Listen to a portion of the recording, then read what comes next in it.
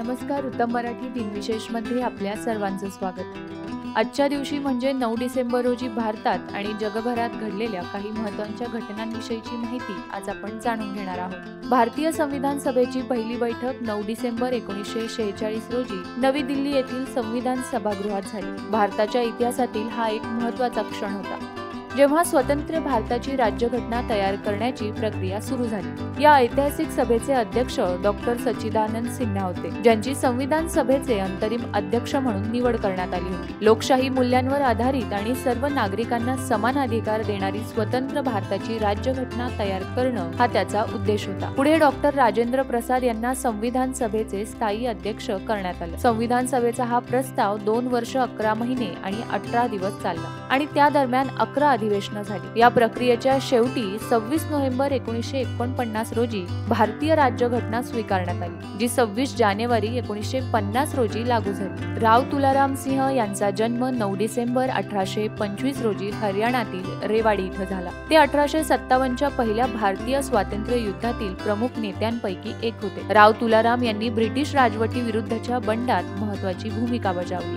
तथापि 1863 मध्ये वयाच्या अवघ्या 38व्या वर्षी त्यांचं निधन झालं. 9 डिसेंबर 1929 रोजी प्रसिद्ध हिंदी साहित्यिक, पत्रकार आणि कवी रघुवीर सहाय यांचा लखनौ, उत्तर प्रदेश इथं जन्म झाला. रघुवीर सहाय हे आधुनिक हिंदी साहित्याचे प्रमुख स्तंभ मानले जातात. त्यांच्या कविता, लेख आणि समीक्षेने साहित्य आणि पत्रकारिता क्षेत्राला नवीन दिशा दिली. रघुवीर सहाय यांनी आपल्या लेखणीतून सामाजिक, राजकीय आणि मानवतावादी प्रश्न अतिशय प्रभावीपणे मांडले. त्यांना साहित्य अकादमी पुरस्कारानेही गौरवण्यात आलं. रघुवीर सहाय यांचं पत्रकारितेतील योगदानही उल्लेखनीय आहे. ते दिनमान मासिकाचे संपादक होते, जिथं त्यांनी निष्पक्ष आणि गंभीर पत्रकारितेला प्रोत्साहन दिलं.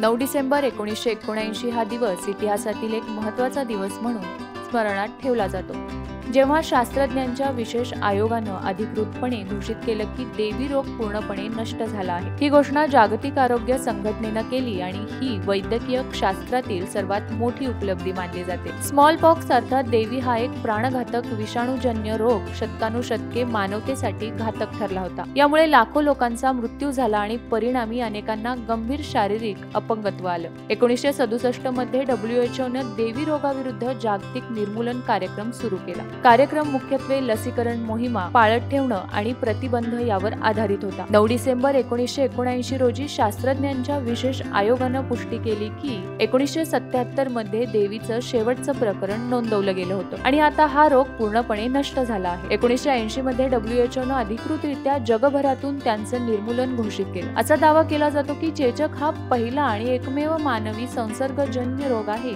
जो पूर्णपणे नष्ट झाला आहे. 9 डिसेंबर हा दिवस दरवर्षी आंतरराष्ट्रीय भ्रष्टाचार विरोधी दिन म्हणून साजरा केला जातो. भ्रष्टाचार विरुद्ध जनजागृती करणं आणि थांबवण्यासाठी ठोस पावलं उचलणं हा या दिवसाचा उद्देश आहे. 2030 साली संयुक्त राष्ट्र संघानं भ्रष्टाचाराविरुद्ध संयुक्त राष्ट्र करार स्वीकारल्यानंतर हा दिवस सुरू झाला. आंतरराष्ट्रीय भ्रष्टाचार विरोधी दिनाचा मुख्य उद्देश म्हणजे लोकांना पारदर्शकता, प्रामाणिकता आणि जबाबदारीनं काम करण्याचं महत्त्व समजावून घेणे हा आहे. तर हे होते आजचे दिनविशेष. हा व्हिडिओ तुम्हाला कसा वाटला ते आम्हाला कमेंट करून जरूर सांगा आणि असेच नवनवीन व्हिडिओज पाहण्यासाठी उत्तम मराठी न्यूजला सबस्क्राईब करा.